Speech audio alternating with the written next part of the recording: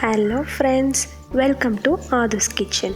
எல்லாத்துக்கும் ரொம்ப பிடிச்ச மைசூர் பாக் தான் இன்றைக்கி நம்ம செய்ய போகிறோம்.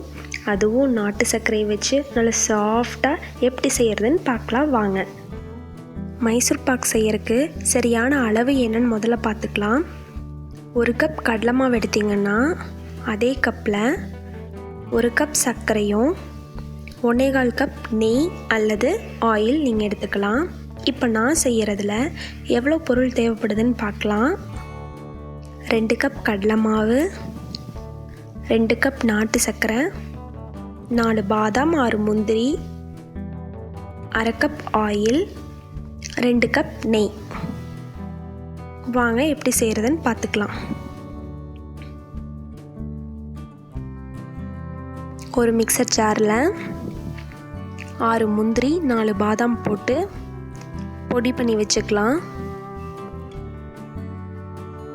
இப்போது நம்ம கடலை மாவை வறுத்து எடுத்துக்கலாம். கடலை மாவை வறுத்து மைசூர் பாக் செஞ்சால் நல்லா டேஸ்ட்டாக இருக்கும். அதுக்கு ஒரு கடாயில் 1 டேபிள் ஸ்பூன் நெய், நம்ம எடுத்து வச்ச கடலை மாவை அதில் ஆட் பண்ணிக்கலாம்.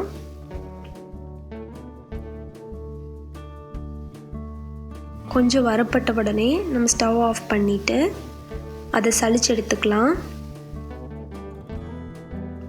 ஒரு கடாயில் எடுத்து வச்ச நாட்டு சர்க்கரையை அதில் ஆட் பண்ணிக்கலாம்.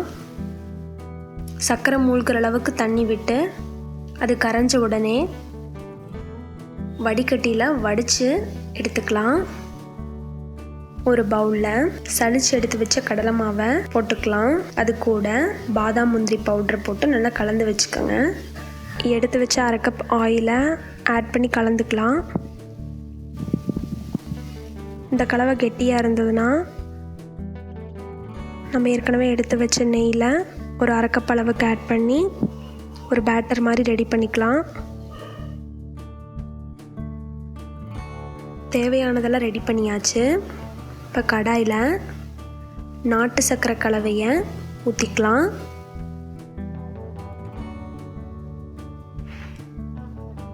பாகு வரணும்னு அவசியம் இல்லை, கொஞ்ச நேரம் குதிச்சா போதும்.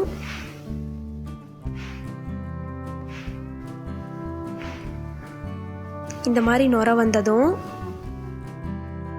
நம்ம கலந்து வச்ச கடலை மாவு பேட்டரை அதில் ஊற்றிக்கலாம்.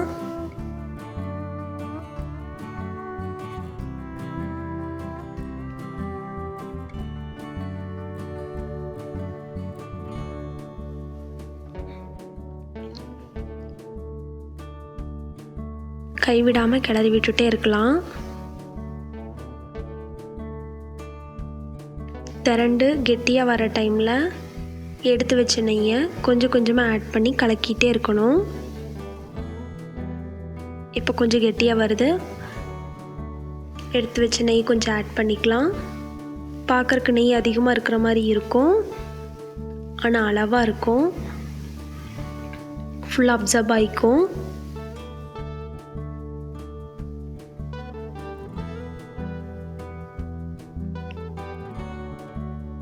இப்போ நம்ம எடுத்து வச்ச நெய் ஃபுல்லாக ஊற்றி நல்லா கலக்கியாச்சு.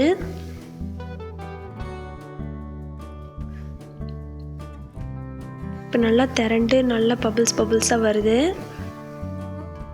கரெக்டான கன்சிஸ்டன்சி வந்துடுச்சு.